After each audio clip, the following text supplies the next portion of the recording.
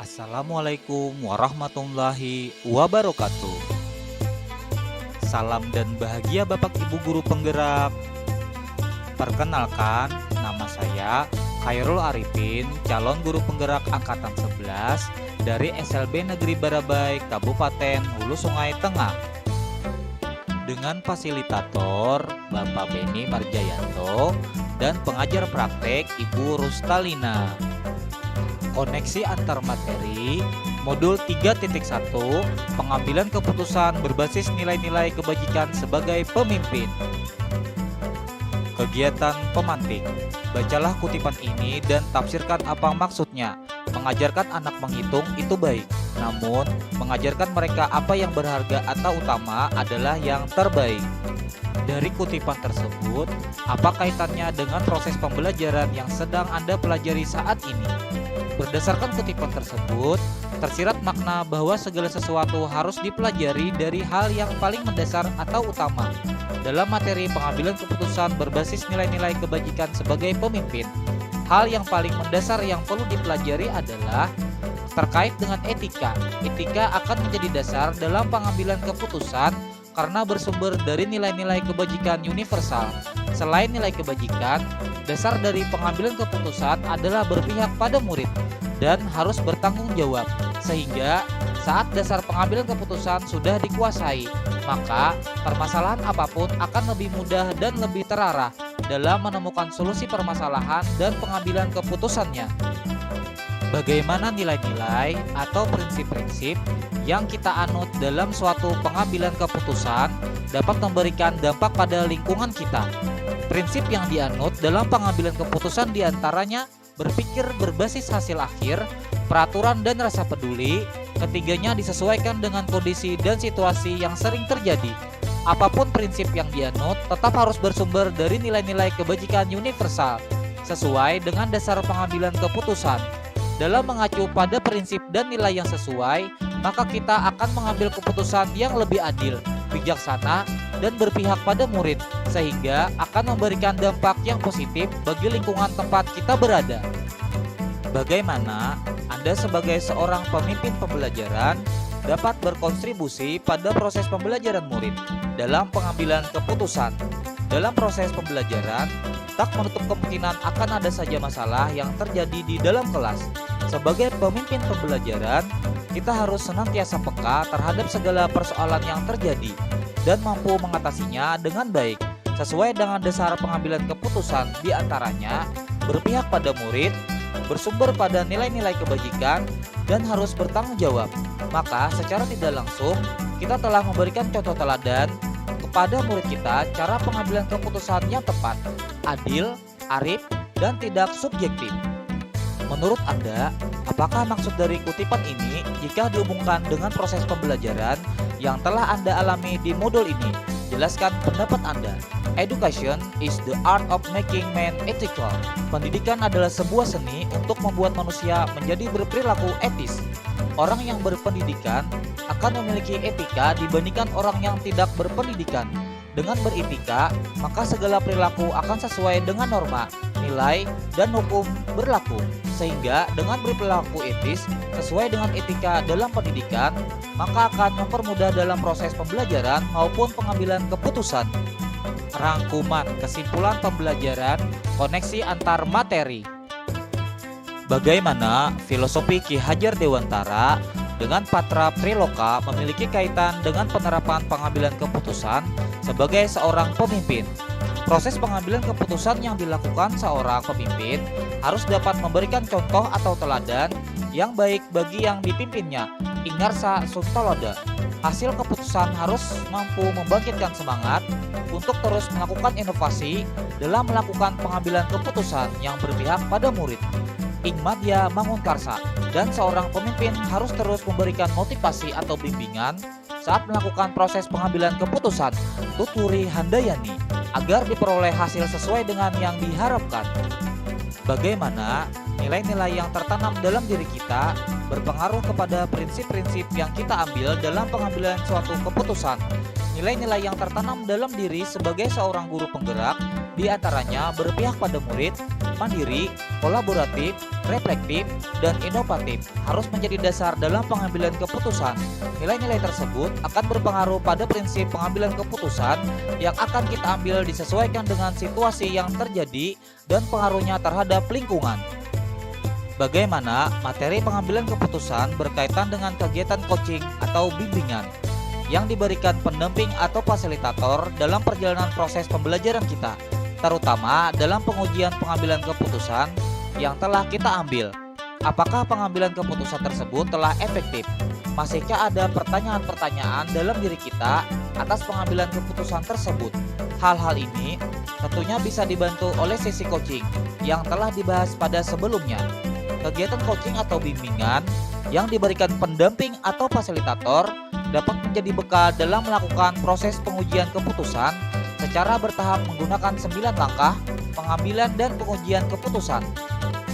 Coaching dilakukan dengan memenuhi kompetensi inti, diantaranya kehadiran penuh atau presence, mendengarkan aktif, dan mengajukan pertanyaan berbobot. Saat melakukan pengujian keputusan pun sebaiknya menggunakan kompetensi inti coaching tersebut, sehingga kita dapat menggali informasi sebanyak-banyaknya dari permasalahan yang ditemui. Pengambilan keputusan menggunakan 9 langkah pengujian akan efektif jika diimbangi dengan pendekatan coaching dan dilakukan dengan kolaboratif dengan berbagai pihak. Bagaimana kemampuan guru dalam mengelola dan menyadari aspek sosial emosionalnya akan berpengaruh terhadap pengambilan suatu keputusan, khususnya masalah dilema etika. Guru yang memiliki kemampuan dalam mengelola dan menyadari aspek sosial emosionalnya akan memiliki kesadaran diri untuk memahami perasaan, emosi, dan nilai diri sendiri, memiliki manajemen diri sehingga mampu mengelola emosi dan perilaku, memiliki kesadaran sosial sehingga mampu memahami sudut pandang dan dapat berempati dengan orang lain, memiliki keterampilan berelasi sehingga dapat berkomunikasi dengan lebih efektif, dan dapat mengambil keputusan yang bertanggung jawab. Masalah yang terkait dilema etika akan diselesaikan dengan kepala dingin dan hati tenang, sehingga pengambilan keputusan dapat berjalan sesuai dengan langkah-langkah yang sistematis.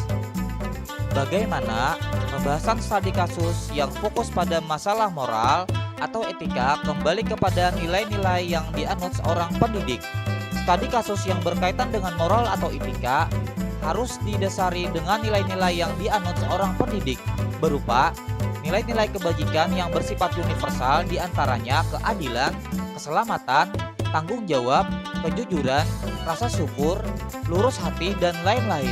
Dalam etika harus dianalisis menggunakan paradigma, prinsip, dan 9 langkah pengujian dan pengambilan keputusan dengan didasari dengan nilai-nilai kebajikan tersebut. Bagaimana pengambilan keputusan yang tepat? Tentunya berdampak pada terciptanya lingkungan yang positif, kondusif, aman, dan nyaman. Pengambilan keputusan yang tepat harus dilakukan dengan cara yang tepat pula, disesuaikan dengan situasi yang terjadi dengan berlandaskan nilai-nilai kebajikan universal. Saat keputusan yang diambil sudah tepat, maka akan tercipta lingkungan yang positif, kondusif, aman, dan nyaman. Tidak ada pihak merasa dirugikan, semua akan mendapatkan solusi atas permasalahan yang dihadapi. Apakah tantangan-tantangan di lingkungan Anda untuk dapat menjalankan pengambilan keputusan terhadap kasus-kasus dilema etika ini? Adakah kaitannya dengan perubahan paradigma di lingkungan Anda? Tantangan yang ada di lingkungan saya antara lain masih kentalnya kebiasaan atau budaya yang selalu dilakukan secara turun-temurun. Saat pengambilan keputusan sulit untuk lepas dari kebiasaan tersebut, sehingga paradigma yang sesuai adalah kebenaran lawan kesetiaan, sehingga akan menghasilkan sebuah keputusan yang dapat dipertanggungjawabkan kebenarannya.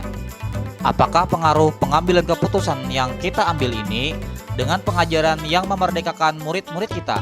Bagaimana kita memutuskan pembelajaran yang tepat untuk potensi murid kita yang berbeda-beda? Pengambilan keputusan yang kita ambil harus berpihak pada murid. Dalam pembelajaran, salah satu strategi agar berpihak pada murid adalah menggunakan pembelajaran berdiferensiasi. Pembelajaran berdiferensiasi dapat memenuhi kebutuhan belajar murid sesuai dengan kesiapan belajar, minat, dan profil belajar murid, sehingga akan tercipta merdeka belajar sesuai dengan potensinya yang berbeda-beda. Bagaimana seorang pemimpin pembelajaran dalam mengambil keputusan yang dapat mempengaruhi kehidupan atau masa depan murid-muridnya. Dalam pengambilan keputusan, seorang pemimpin pembelajaran harus mempertimbangkan berbagai macam kemungkinan yang terjadi, termasuk menyangkut masa depan murid. Oleh karena itu, perlu kehati-hatian dalam pengambilan keputusan dengan melakukan pengujian sesuai dengan langkah-langkah yang sistematis, disesuaikan dengan paradigma dan prinsip yang tepat. Apakah kesimpulan akhir yang dapat Anda tarik dari pembelajaran modul materi ini dan keterkaitan dengan modul-modul sebelumnya? Pengambilan keputusan haruslah dijiwai filosofi Ki Hajar Dewantara, berpegang teguh pada nilai guru penggerak, salah satunya berpihak pada murid dengan berlandaskan nilai-nilai kebajikan yang universal. Keputusan yang diambil harus mempertimbangkan berbagai hal termasuk masa depan murid.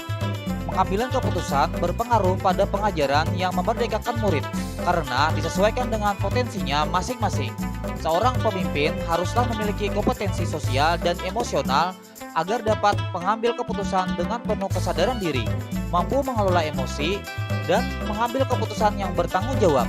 Saat proses pengujian keputusan diperlukan teknik coaching agar dapat menggali informasi sebanyak-banyaknya untuk pengambilan keputusan. Sejauh mana pemahaman Anda tentang konsep-konsep yang telah Anda pelajari di modul ini, yaitu dilema etika dan bujukan moral, 4 paradigma pengambilan keputusan, 3 prinsip pengambilan keputusan, dan 9 langkah pengambilan dan pengujian keputusan. Adakah hal yang menurut Anda di luar dugaan? Perbedaan mendasar antara dilema etika dan bujukan moral dapat dilihat dari kedua pilihan kasusnya. Jika kedua pilihan sama-sama benar, maka termasuk dalam dilema etika. Namun, jika salah satu benar dan yang lain salah, maka termasuk ke dalam bujukan moral. Terdapat 4 paradigma dilema etika, antara lain individu lawan kelompok, rasa keadilan lawan rasa kasihan, kebenaran lawan kesetiaan, dan jangka pendek lawan jangka panjang. Terdapat 3 prinsip dalam pengambilan keputusan, yaitu berpikir berbasis hasil akhir, berpikir berbasis peraturan, dan berpikir berbasis rasa peduli. 9 langkah pengambilan keputusan diantaranya: mengenali nilai yang bertentangan, menentukan siapa yang terlihat, kumpulkan fakta yang relevan, pengujian benar atau salah, pengujian paradigma benar lawan benar, melakukan prinsip resolusi, investigasi, opsi terlama. Buat keputusan, lihat lagi keputusan dan refleksikan. Hal yang di luar dugaan adalah dalam melakukan pengambilan keputusan memiliki keterkaitan dengan moral lain yang telah dipelajari sebelumnya. Sebelum mempelajari modul ini, pernahkah Anda menerapkan pengambilan keputusan sebagai pemimpin dalam situasi moral dilema? Bila mana pernah, apa bedanya dengan apa yang Anda pelajari di modul ini? Pernah, namun sebelumnya saya tidak mengetahui adanya tahapan dalam pengujian dan pengambilan keputusan, sehingga keputusan langsung diambil tanpa mempertimbangkan hal-hal yang mungkin terjadi. Saat mempelajari modul ini, ternyata sebelum pengambilan keputusan, perlu adanya penentuan paradigma, prinsip, dan menjalankan 9 langkah pengujian dan pengambilan keputusan terlebih dahulu, dengan dasar nilai-nilai kebajikan, berpihak pada murid, dan bertanggung jawab. Bagaimana dampak mempelajari konsep ini buat Anda? Perubahan apa yang terjadi pada cara Anda dalam pengambilan keputusan sebelum dan sesudah mengikuti pembelajaran modul ini? Mempelajari konsep ini sangat berdampak besar bagi saya, terutama berkaitan dengan cara pengambilan keputusan yang sebelumnya tidak menggunakan langkah-langkah apapun. Sekarang, setelah mempelajari modul ini, perlu adanya pemilihan paradigma yang tepat, prinsip yang sesuai, dan melakukan 9 langkah pengujian dan pengambilan keputusan dengan sistematis. Seberapa penting mempelajari topik modul ini bagi Anda sebagai seorang individu dan Anda sebagai seorang pemimpin? Sangat penting mempelajari modul ini baik sebagai individu maupun sebagai pemimpin karena dapat mengambil keputusan yang dapat dipertanggungjawabkan dengan berlandaskan nilai-nilai kebajikan agar dapat berpihak pada murid. Terima kasih. Wassalamualaikum warahmatullahi wabarakatuh.